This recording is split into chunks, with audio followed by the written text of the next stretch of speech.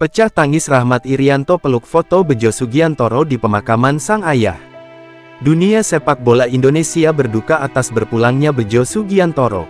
Mantan pemain dan pelatih legendaris ini meninggal dunia pada Selasa tanggal 25 Februari tahun 2025, sekitar pukul 17.35 waktu Indonesia Barat di RS Royal Surabaya.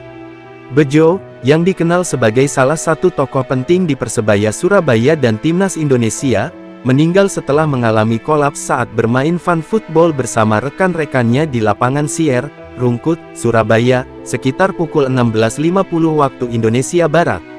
Kehilangan Bejo sangat dirasakan oleh putranya, Rahmat Irianto, yang kini bermain untuk Persib Bandung. Rahmat, yang juga merupakan mantan pemain Timnas Indonesia, mengungkapkan kesedihannya dan kesulitan menerima kenyataan bahwa ayah sekaligus gurunya telah berpulang.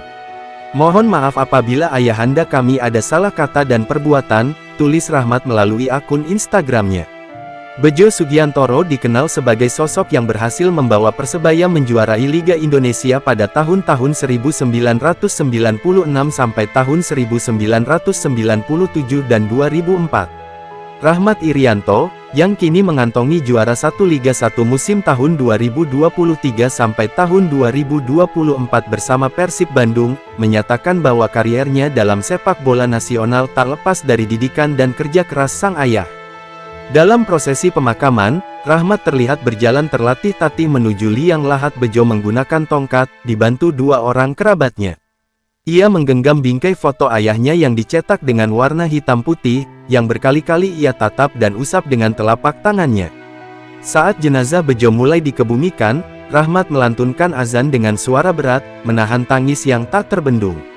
Pemakaman Bejo di TPU Geluran, Taman, Sidoarjo pada Rabu tanggal 29 Februari tahun 2025, dihadiri ratusan supporter dari Delta Mania dan Bonek, serta anak-anak asuhnya di Deltras FC dan Persebaya.